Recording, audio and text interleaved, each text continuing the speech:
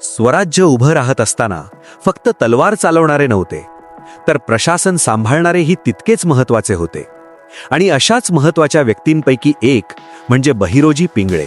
बहिरोजी पिंगळे यांचा संबंध एक विद्वान आणि प्रशासनात पारंगत कुटुंबाशी होता.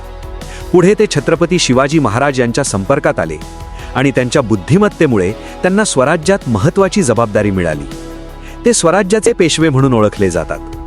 म्हणजेच राज्याच्या दैनंदिन कारभाराची, निर्णयांची आणि प्रशासनाची जबाबदारी त्यांच्या खांद्यावर होती. त्या काळात स्वराज्य नव्याने उभं राहत होतं. शत्रू चारही बाजूंनी होते आणि अशावेळी प्रशासन मजबूत ठेवणं खूप गरजेचं होतं. बहिरोजी पिंगळे यांनी हे काम अत्यंत नीट पार पाडलं. त्यांनी राज्यातील कामकाज सुरळीत चालू ठेवले, निर्णय व्यवस्थित घेतले आणि महाराजांना प्रशासनात मोठी मदत केली. त्यांची भूमिका कदाचित युद्धभूमीवर दिसत नसेल, पण स्वराज्य मजबूत ठेवण्यात त्यांचा वाटा खूप मोठा होता. अशाच स्वराज्याच्या अनोळखी पण महत्त्वाच्या व्यक्तींबद्दल जाणून घेण्यासाठी चॅनलला नक्की सबस्क्राईब करा.